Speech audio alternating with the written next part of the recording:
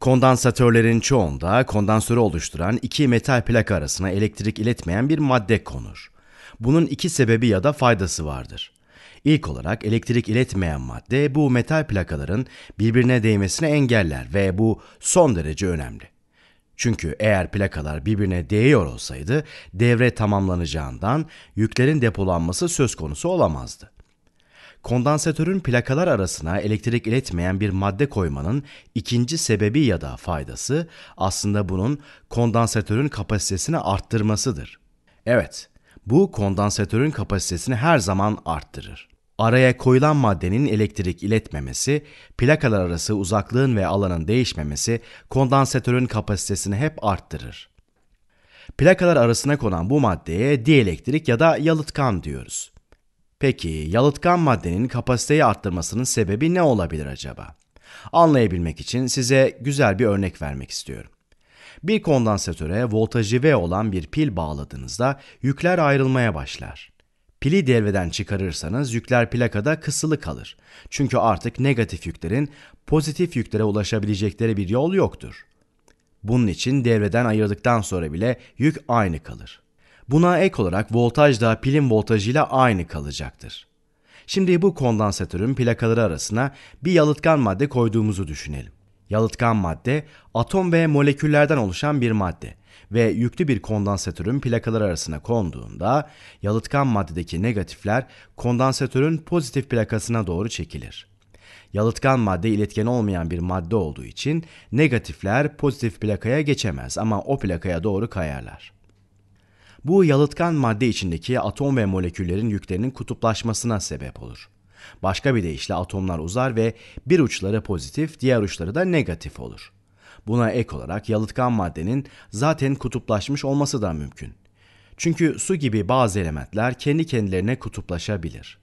Yalıtkan madde bu durumdayken iki plakanın arasına konduğunda kutuplaşmış molekülün negatif ucuyla pozitif plaka kutuplaşmış moleküllere dönerek negatif uçların pozitif plakaya yaklaşmasına sebep olur.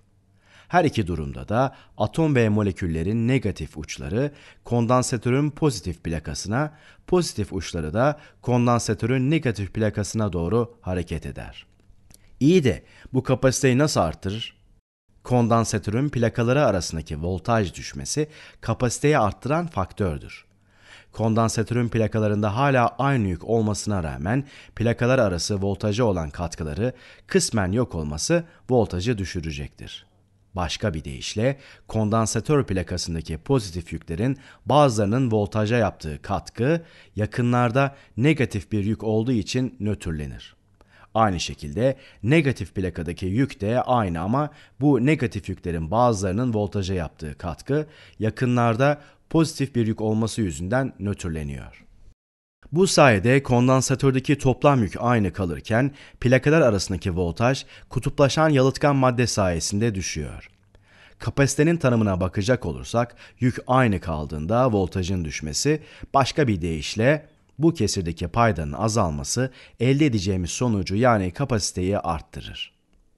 Bu örnekteki yalıtkan madde kullanımı voltajı düşürerek kapasiteyi arttırdı. Başka bir örnek daha görmek ister misiniz? Tekrar voltajı V olan bir pilin bir kondansatörü şarj etmesini sağladığımızı düşünelim. Yalıtkan maddemizi yine kullanıyoruz ama bu sefer de pili bağlı bırakıyoruz. Şimdi ne olacak dersiniz? Az önce olduğu gibi yalıtkan maddedeki atom ve moleküller negatif uçları pozitif plakaya, pozitif uçları da negatif plakaya dönük olacak şekilde kutuplaşacak. Ve bu yine kondansatör plakaları arasındaki voltajı düşürecektir. Ama bu sefer pilin bağlı olduğunu unutmayın. Pil kendi voltajıyla kondansatörün voltajının aynı kalması için ne yapması gerekiyorsa yapacak ve voltajın sabit kalmasını sağlayacaktır. Yalıtkan madde kutuplaşması sayesinde bazı yüklerin yaptığı katkıyı nötrleyerek voltajı düşürürken pil kondansatörün voltajı kendi voltajına eşit olana kadar yükleri ayırmaya devam edecektir. Bunun sonucunda kondansatördeki yük artarken voltaj aynı kalacağı için kapasite tanımına geri dönecek olursak yalıtkan maddeyi yerleştirdikten sonra yük artıyordu. Ama voltaj aynı kaldığı için kapasite aynı yük depolarken voltajın aynı kalması yüzünden yine artacaktır. Kapasitenin ne kadar arttığını bulmak için plakalar arasına yerleştirdiğimiz maddenin yalıtkan madde sabitinin ne olduğunu bilmeniz gerekir. Yalıtkan veya dielektrik sabiti Yunan alfabesinden kappa yani K ile gösterilir. Ve yalıtkanlığın kapasiteyi nasıl değiştireceğini hesaplamak da oldukça kolaydır. Yalıtkan maddeyi yerleştirmeden önce kondansatörün kapasitesi C ise yalıtkan maddeyi yerleştirdikten sonraki kapasite K çarpı C olacaktır. Yalıtkan madde kapasiteyi her zaman arttırdığı için yalıtkan olan bir maddenin yalıtkanlık sabiti de her zaman birden büyük olur. Örneğin eğer bir kondansatörün kapasitesi 4 faradsa yalıtkanlık sabiti 3 olan bir yalıtkan madde kullanırsanız yeni kapasite 12 farad olur.